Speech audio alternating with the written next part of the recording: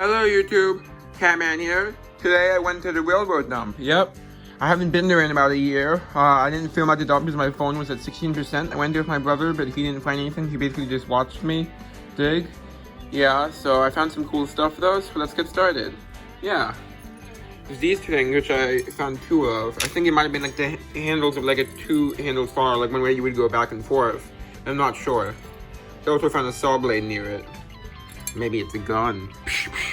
No, I'm kidding. I'm kidding. And there's this lid. I just took it to show. It says Mott's, I think, like the juice brand. Then there's a spark plug. Yep. Interesting. And I have no idea what this is, but I'm gonna clean it off with vinegar and hopefully I'll be able to identify it better after that. Yeah. Don't know what it is. Okay, next. This jar. The jar itself is not that interesting, really. But it's the lid that's interesting. Here, let me show you. It's from like the 50s or so. Look at that.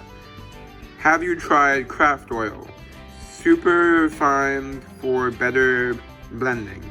Look, you can see it has a bottle image on it. It'll focus better. Yeah, that's pretty cool. It does say stuff around here. After opening, keep in refrigerator. Do not freeze. The lid's in pretty good condition. I was able to unscrew it. That's how good condition it is. You can see it's still shiny on the inside. Yeah, so I'll screw that back in later. I just need to let that inside dry out. It still has some stuff inside.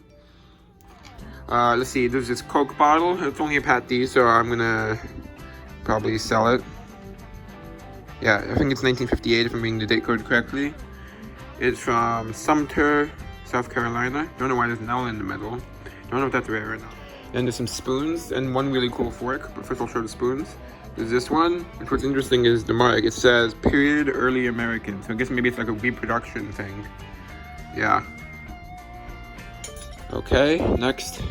I'll save the best one for last. And then there's this one, silver plated. Kind of nice design though. I'm probably not gonna keep it. You know, it looked like it might have once said something there. It looked like traces of, let me show you. I think there might have once been like said something. You see it looks a bit like there's a double, beginning of a W there. I'm not sure if you can see it.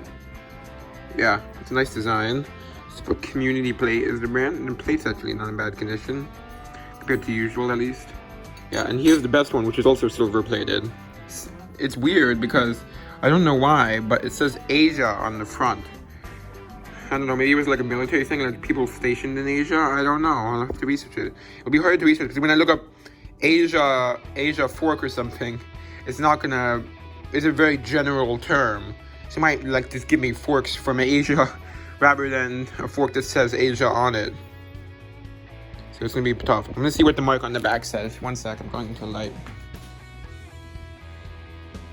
Something extra. One sec, I'll be right back. I'm gonna try on the back, but I'll use a magnifying glass and I'll update you on what it says now. Company made silverware for restaurants, hotels, and places like that. Yeah, pretty cool. This one I'm definitely keeping. Then there's this cool jar with the original lid. Here it's still wet on the bottom. I never was able to open it. I don't want to risk destroying it. Look, that's cool. That's pretty good condition lid. At least by my standards.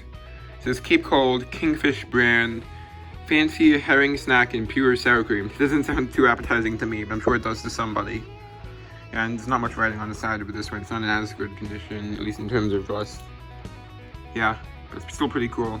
And let me show, I found another one of those lids, but it has a different product. But it's not good enough condition to save. This one's sliced lunch herring. I guess they must have made a lot of herring products, but that one's not good enough condition to save. Yeah. Then let's see, I found this dump. The thing that makes it most unique about it is it has tons of radio tubes. Let's see, I found 1, 2, 3. These are just the ones that were whole that I took. I found 5 of them. At least that I see right now. Yeah, so first there's this one, which says RCA Cunningham, made in USA, as stated, Radiotron. I mean, it says licensed as stated on carton. That's a separate sentence. Let's put that down for now. I'll put it in the box later. And there's this one, another RCA Cunningham, same kind. And this one's new. It says National Union Electron Tube. Yeah, interesting. It's very interesting to also see the little mechanisms inside. I like putting those on top of the bottles, as I've mentioned in the past. And here's a cool one, Zenith. The little lightning bolt Z. Yeah, so that's an interesting one. Then there's this one, which says Philco. Well, it says Philco P, I think. Yep. Okay, there's also a wide variety of radio tubes there, which is weird. Yeah. And here, there's also a little button thing, which is interesting.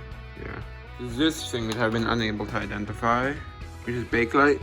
And here it says like some numbers and a logo, and it says Genuine Bakelite, made in USA. Yeah, I don't know what that is. That's gonna be for sculpting. And there's this button I'm saving. I save all the buttons. Yeah, I put them in a bowl. That's pretty cool. And there's this plain, like, red button. Get to the focus for a second.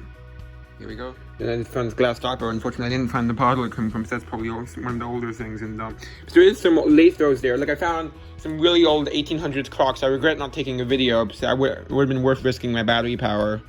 Because my battery power was low, as I said, 16%. Would have been worth risking it. Because I found like a clock with like a Star of David on it, which is like a Jewish star, is another way people refer to it. And it had like a number inside the star. Would have been really cool. There's several broken clocks in that dump, so I'm hoping someday I'll find a whole one there. There's not a lot of whole bottles either, as you can see, because this is from like an hour of digging. Well, actually an hour and a half about. And this one's in a bit of an unusual lid, because normally I only find ball or unmarked lids. It has an A on it, so I'm guessing that's Atlas, but it doesn't say anything on the porcelain insert, so I'm not sure.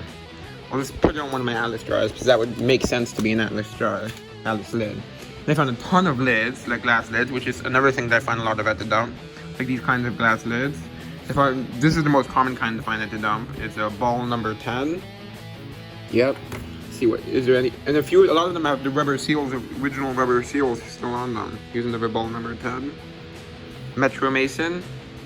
I've dug a Metro Mason at the dump, actually, a whole one.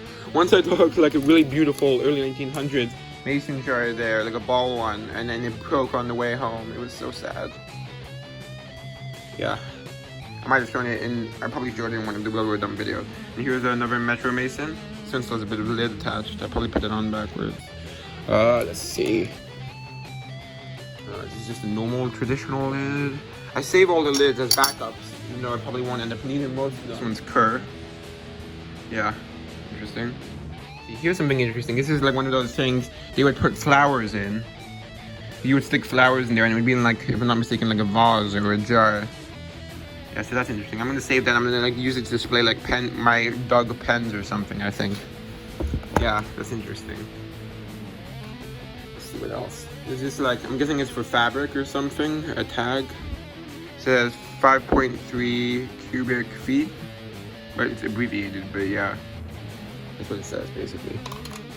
Then there's this like handle, which I'm not saving at all. But I think it's a handle because it looks like it has like a blade coming out there. I took it home because I didn't know what it was. And here's something cool. It's an old tube of Menin Laver Shave. Yeah. Methanolized. Methanol iced, I mean. Yeah, pretty cool. I might save that. Probably will. And there's this padlock, which unfortunately, it's only brass on the sides, not on the front. So I might try cleaning it up with vinegar and hopefully that will make it look good. Yeah. Shame, because it does have brass around the sides. So it had potential. The keyhole's on the bottom, which is interesting. Now most of them are on the front of the padlock. I'll save the weirdest find for last. Here's a pretty unusual one though. It's porcelain. It says Corey. And then here it says Corey, Reg US Patent Office, Fast Flow Filter. So I'll have to find out what that is.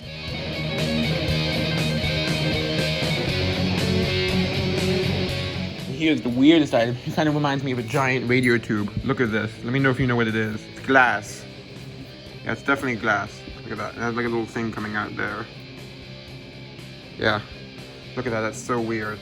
I tried to make sure that there was nothing that was another piece of it in the dump. I didn't find any. But look at that. Isn't that cool?